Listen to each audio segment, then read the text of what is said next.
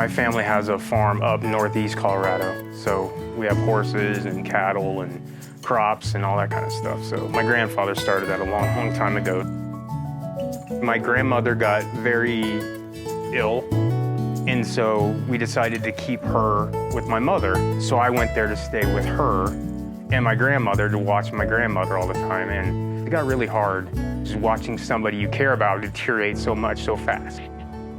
So that caused me to start drinking alcohol. Couldn't remember things very well. I'd black out a lot of times, just not with it. I wasn't me, you know, who I used to be. My liver was just sending stuff through my system. I went to several different stints at different facilities, you know, to try to get things better. And they started getting better, but by that time I already did the damage to my body that required me to come here to PSL St. Luke's.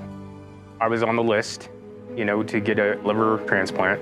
And then I had to be here really quick once I did get that offer.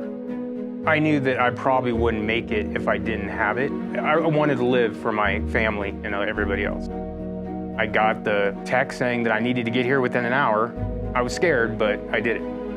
I just remember being in a room, and then I remember somebody coming and getting me and then wheeling me on the stretcher. And then this guy put this little mask over my face, and he said, "See in a little bit."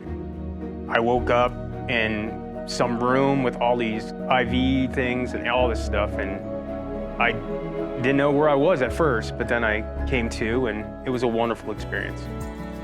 I was very impressed. I've been to several different places. They just looked at me as a number. This was the first place that actually treated me like a person, so I would recommend this highly. From then to now, I feel 100%. I feel like I can do everything I used to do and better. They treat you like a human, and they care.